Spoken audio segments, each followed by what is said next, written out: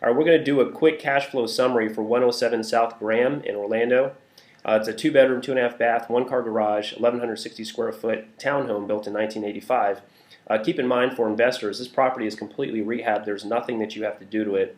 So when we consider what your return is on your money, the money we're talking about out of pocket here is a house that's completely rehabbed. You only have your purchase price and your closing costs. So let's break down these numbers real quick for you. When we're breaking down the cash flow, there's 4 buckets of information we need if you're going to get debt. If there's going to be a cash purchase and you're not getting financing, we only need 3 buckets of information. So the buckets are, we have our money out of pocket, we have the income that the property's making, we have the expenses that we're deducting from our income, and then we have our debt assumptions here, if you're getting leverage. And then we have some information down here based on your tax, because your tax situation. Consult a tax professional because we are not tax pros, but this kind of gives you an idea of how you benefit from the property outside of just what your tangible cash flow is going to be. So on this home, here's how the numbers break down. You have a purchase price of $192,000, closing cost of $3,000. It's a little bit lower than that if you're doing a cash purchase. The income on the property is $1,700 a month, $1,750 to be exact. The property 2 doors down, exact floor plan, rented for the same number just 2 days ago. So that's where we got that number from. The management fees are pretty typical, 8% management fee. You're going to pay a little bit higher on your first year with a new tenant because they charge typically a property management company is going to charge the first full month rent as your placement fee.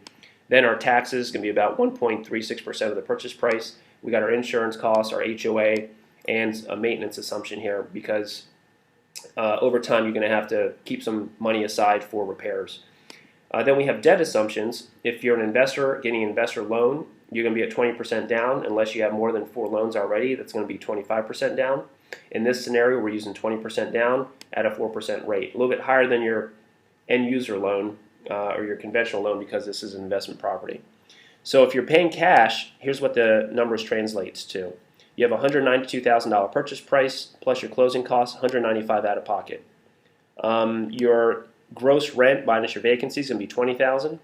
All of your expenses totaled up is $9,300, netting you about $11,000 at the end of the year, which is about a 5.5% return on your $195,000 out of pocket. And you're in a tangible hard asset like real estate with 0 risk, no loan. You can weather a lot of storms.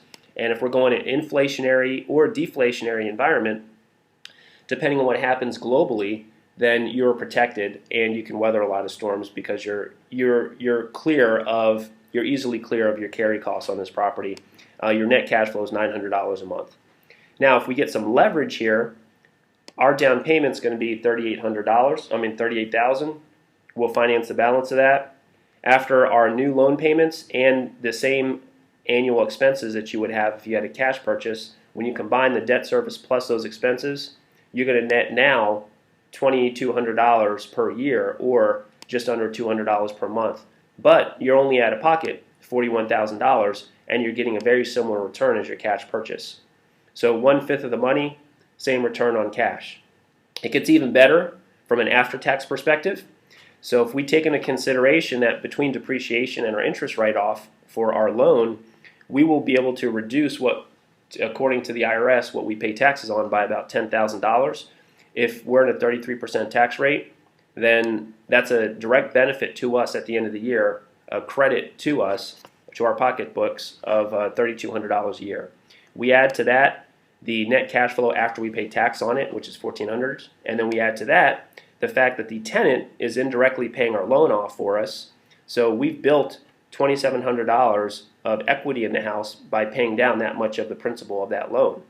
So our total true benefit, if you want to compare apples to other investment options out there, is actually 18% return on our $41,000 out of pocket, or $7,500 of benefit from $41,000 out of pocket. So that's a quick summary of this property. Again, 107 South Graham, Orlando, Florida, 32823. If you have any questions, contact the agent, and we'd be glad to get you into the house to take a look at it, whether it's a remote virtual tour or you want to come and see the property physically.